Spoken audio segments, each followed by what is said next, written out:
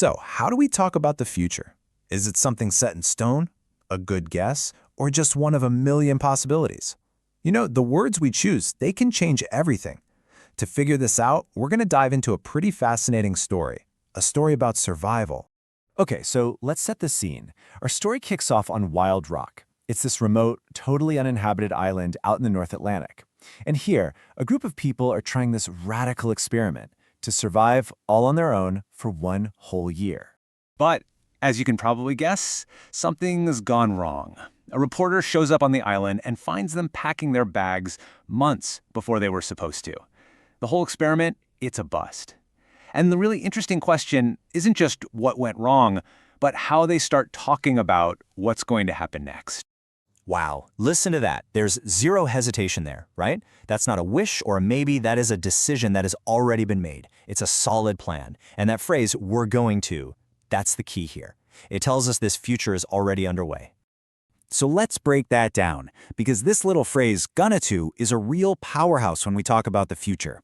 And it basically works in two super distinct ways, for our plans and for our predictions. So yeah, it really just boils down to one of two things. Is it an intention or is it evidence? You use "going to" when you're talking about a plan you've already cooked up or when you're making a prediction based on something you can see with your own two eyes. And you can really see the difference here, can't you? On the left, someone's at their desk making a plan. That's a classic "I'm going to buy a new phone." The decision was made before this moment. But on the right, that's a spontaneous idea right there in the store. That's a different kind of future altogether, one decided in a split second. But wait, there's more to it. Going to isn't just for talking about your weekend plans. It's also for those moments when the future feels, well, pretty much inevitable, based on the clues right in front of you. For instance, you see a ship heading for an iceberg. There's no doubt in your mind what happens next. You don't say, it might sink. No way. You say, it's going to sink. The evidence is just staring you in the face. Same thing here. You see the massive yawn, you see the textbook, the signs are all there. It's not some wild guess. It's a prediction based on clear visual evidence. And this car? It's speeding right towards that fallen tree. The outcome feels absolutely certain. You can just see it coming. It's going to crash. Okay, so let's get back to our story on Wild Rock. We know their current plan is to pack up and leave, but what was the original plan? This little twist in the story brings in another really fascinating way we talk about the future. And there it is. We were going to stay. That one simple switch from are to were, it changes everything. It describes a future that was definitely planned, but now, well, it's a future that's just not going to happen. This is how we talk about a future that never was. It's the perfect tool for talking about those abandoned plans, or when things just don't work out. It lets us say, hey, this was the original idea, while also making it clear that reality had other plans. And this isn't just for some high-stakes island drama. We do this all the time. I mean, think about your plans from last weekend. Did everything go exactly the way you thought it would? Probably not, right?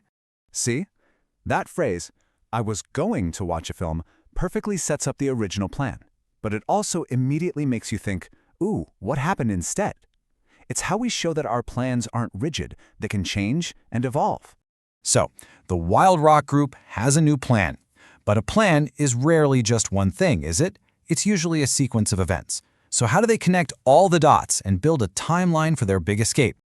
Okay, so here's their game plan. Right now, they're stuck on the island. Soon, they'll leave. Then they're going to find a restaurant. After that, a very long sleep. And only then, finally, will they talk to the press. To explain all that, they need a way to link these future actions together. And this is exactly how they do it. Notice the phrasing, "until we've had a long sleep." After words like until or when, we often use a present tense like this to talk about the future. It makes the order crystal clear. First, we sleep, then we talk. But there's one more piece to their story. It's not just about the sequence of events for leaving. It's also about the sheer duration of their time on that island. By the time they actually leave, they will have been there for a significant chunk of time, 6 whole months. This is such a cool way to talk about the future, isn't it? It lets you jump forward in time, like to the end of the week, and then look back at an experience that's still happening. We will have been living here. This doesn't just state a fact, it really emphasizes the entire journey. that whole 6-month slog. So the story from Wild Rock really gives us the whole toolkit. And these tools aren't just for survival epics. We use them every single day to talk about our own futures. Let's take a look at how some young entrepreneurs use this exact same language for their own plans and predictions. Okay, let's look at these. Santiago talks about a plan that changed. He was going to do a course. Sound familiar? Then there's Lucas, who jumps to a future point to measure his progress. By the end of the year, he'll have produced 24 editions. Yana does something just like our Wild Rock survivors, measuring duration. Next month, she will have been making videos for a whole year. And Andy uses that sequencing idea, you won't know until you try. See? Each one is using these tools to tell their own story perfectly. So, in the end, that's what this is all about. These different ways of talking about the future, they're not just boring grammar rules. They're the instruments we use to write the story of our own lives, our past intentions, our current plans, and all our future accomplishments.